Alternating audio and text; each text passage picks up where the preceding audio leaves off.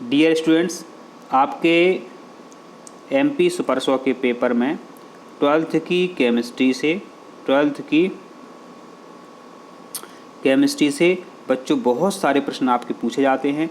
तो आज हम 12th की केमिस्ट्री का वह चैप्टर लेकर के आए हैं जिससे एमपी सुपर 100 के पिछले पेपर में बहुत सारे प्रश्न पूछे गए। अगर दोबारा से वो इस चैप्टर से प्रश्न उठाता है तो अपने इस वीडियो से बहुत सारे प्रश्न आपको पेपर में देखने को मिल जाएंगे।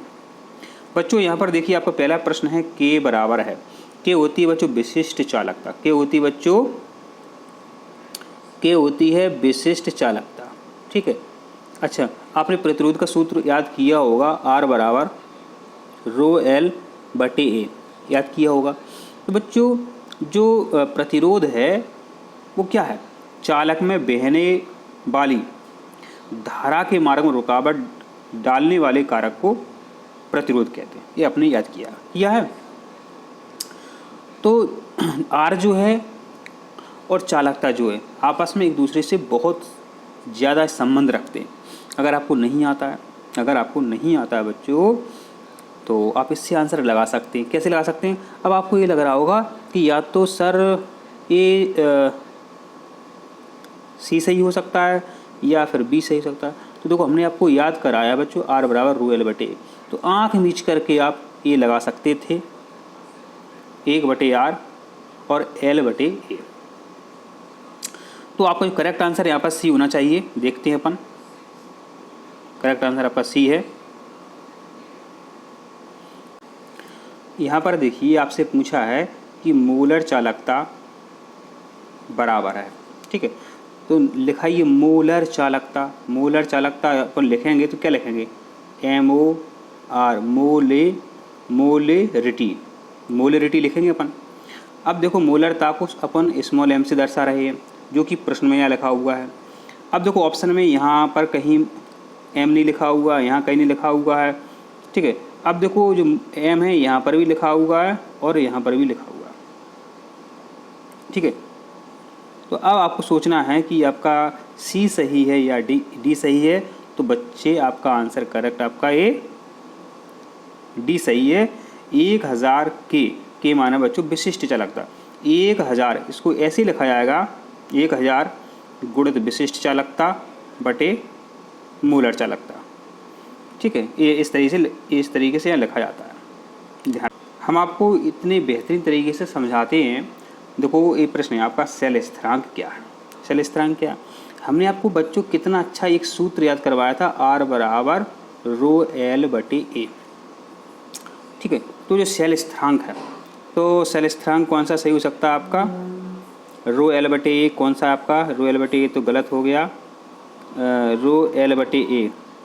हाँ, बिल्कुल सही है, रो एल बटे ए आपका, बी ऑप्शन आपका करेक्ट। ये है रो एल बटे ए। तो एल बटे ए ये आपका सेल स्थिरांक होता है, वेरी इंपॉर्टेंट है। हाँ, हमारे द्वारा जवाब देने से पहले आप आंसर दे सकते हैं, इनमें कौन विद्युत का सुचालक नहीं है? माना विद्युत का प्रवाह नहीं होता, करंट का प्रवाह नहीं होता। तो देखो, NaCl इक्वी माने बिलियन है, बिल्कुल इसमें करंट का प्रवाह होगा। NaCl ठोस है, तो बच्चों ठोस पदार्थों में विद्युत धारा का चालन नहीं होता है।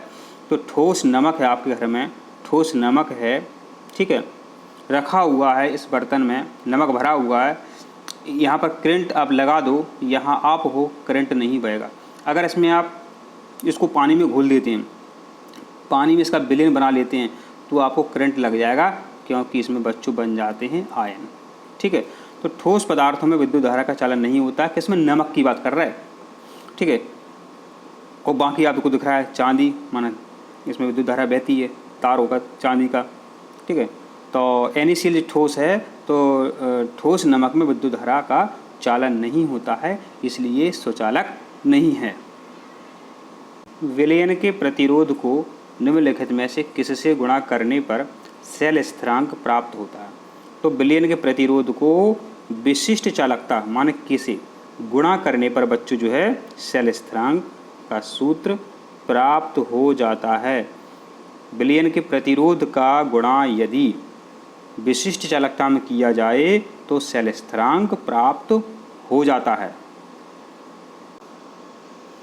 एक विद्युत अपघट्टा है, ठीक है, एक विद्युत अपघट्टा है। तो उस विद्युत अपघट्टा की विलयन की तुल्यांकी चालकता में, किसमें, तुल्यांकी चालकता में तनुकरण के द्वारा वृद्धि होने का क्या कारण है। माने आपके पास कोई भी एक विद्युत अपघट्टा है, माना कि NaCl है, NaCl है, ठीक है। इसका तनुकरण किया जाए, माना है पहले आपने 1 लीटर पानी मिलाया, 1 लीटर पानी मिलाया 100 ग्राम नमक में, आपने 2 लीटर पानी मिला दिया, ठीक है, उसी 100 ग्राम नमक में। तो तुल्यांकी चालकता में बच्चों वृद्धि हो गई। ऐसा किस कारण से होता है, हम आपको बता चुके हैं बच्चों कि आयनन की मात्रा में वृद्धि हो जाती है। अगर विलयन बन रहा है तो आयनन की मात्रा में वृद्धि हो जाती है। अगर ठोस पदार्थ है तो बच्चों हमने बताया कि मुक्त इलेक्ट्रॉन जितने ज़्यादा होंगे, स्वतंत्र इलेक्ट्रॉन जितने ज़्यादा होंगे, तो ठोस चालक तारों में विद्युत धारा का प्रवाह उतना ही सुगमता से होता है। लेकिन विलयन हो तो आयनन की मात्रा ज़्यादा होनी चाहिए, तो विद्युत का प्रवाह बड़ी ही सुगमता से होता है। यदि किसी विलयन की विशिष्ट चालकता तथा प्रेक्षित चालकता, यदि किसी विलयन की विशिष्ट चालकता तथा प्रेक्षित चालकता समान है, तो बच्चों इसका सेल स्थिरांक कितना होता है, इसका सेल स्थिरांक होता है 1। यदि किसी विलयन की सांद्रता, ठीक है, तथा विशिष्ट प्रतिरोध हो तो तुल्यांकी चालकता होगी। देखो बच्चों, अगर ऐसा प्रश्न आपको परीक्षा में मिले तो क्या होगा, जैसे का तैसा आपको मिलेगा, तो आपको कुछ नहीं करना है, कम से कम आप इतना तो रट ही सकते हैं, याद ही कर सकते हैं। विशिष्ट चालकता की इकाई होती है, तो विशिष्ट चालकता को K से दर्शाते हैं। तो विशिष्ट चालकता की इकाई होती है ओम इनवर्स, Cm इनवर्स। इसलिए आपका जो करेक्ट आंसर है वो आपका करेक्ट आंसर है बी। कौन सा आपका करेक्ट आंसर है, वो आपका करेक्ट आंसर है आपका बी। अब है लोहे को संक्षारित होने से, माना लोहे को जंग से बचाने के लिए उस पर जिंक माने Zn की परत चढ़ाना, माने कलई करना क्या कहलाता है, तो सबको पता है इसका आंसर, इसको कहते हैं गैल्वेनीकरण। इसको क्या कहते हैं, गैल्वेनीकरण या यसद लेपन। कभी कभी यही लिख के आता है यसद लेपन, तो यसद लेपन को ही कहते हैं गैल्वेनीकरण।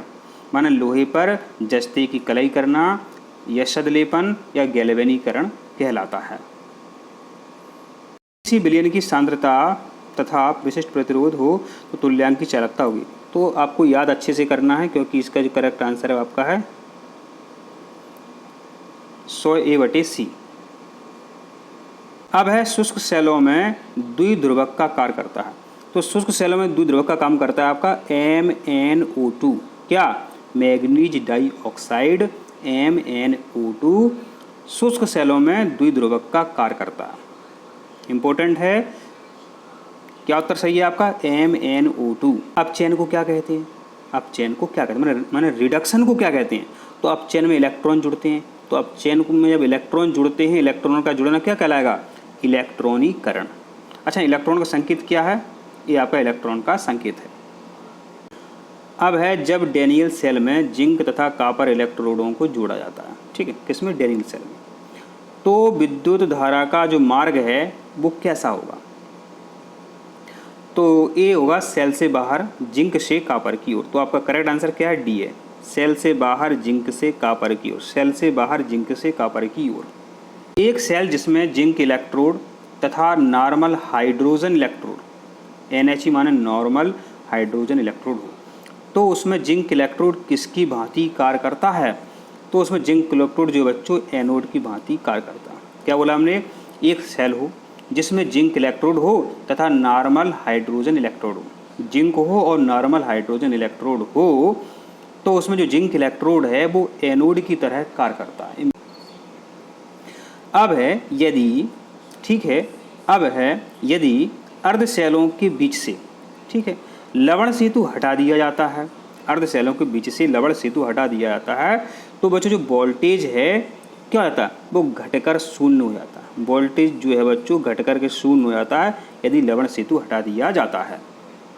जब लेड स्टोरेज बैटरी को विसर्जित किया जाता, माने डिस्चार्ज किया जाता, क्या, डिस्चार्ज, ध्यान देना इसमें इंग्लिश लिखा हुआ है डिस्चार्ज।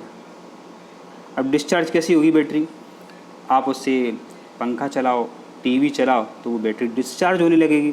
तो डिस्चार्ज होने पे बच्चों होता क्या, उसमें बच्चों भरा होता है सल्फ्यूरिक अम्ल। तो सीधी सीधी बात है, सल्फ्यूरिक अम्ल भरा है तो सल्फ्यूरिक अम्ल का व्यय हो जाएगा। इसमें क्या आपको दिमाग लगाना है। अब है लोहे में जंग लगना माने संक्षारण होना। ठीक है, तो लोहे में जंग लगने की क्रिया बच्चों कहलाती है संक्षारण। और रही दूसरी बात, जंग लगने से लोहे के भार में वृद्धि होती है। दूसरा पॉइंट याद कर लिया। अब जंग का सूत्र कभी कभी भी वो आपसे पूछते हैं, जंग का सूत्र पूछते हैं तो क्या है, Fe2O3 इंटू XH2O। ठीक है बच्चों, क्या होता है जब लोहे के बर्तनों को खुले में रख दिया जाता है तो वह ऑक्सीजन और नमी से क्रिया करके जंग बनाता है। इसे लोहे में जंग लगना कहते हैं। इसे ही क्या कहते हैं, संक्षारण कहते हैं। तो यह बहुत इंपॉर्टेंट प्रश्न है, हर साल परीक्षा में पूछा जाता है, तो आपको अच्छे से याद होना चाहिए। अब है आपका हाइड्रोजन इलेक्ट्रोड के मानक विभव का मान क्या होगा। तो इसका मान होता है बच्चों 0। ठीक है, तो इसका संकेत बच्चों क्या है, इसका संकेत क्या है, इसका संकेत है आपका NaHE माने नॉर्मल हाइड्रोजन इलेक्ट्रोड। तो इसका जो ये मानक होता है, तो इसका मानक विभव का मान कितना होता है, 0 होता है। तो प्रिय छात्रों, इसी तरह वीडियो देखने के लिए आप चैनल को सब्सक्राइब जरूर करें। हम इसी तरह आपके लिए वीडियो लाते हैं। धन्यवाद।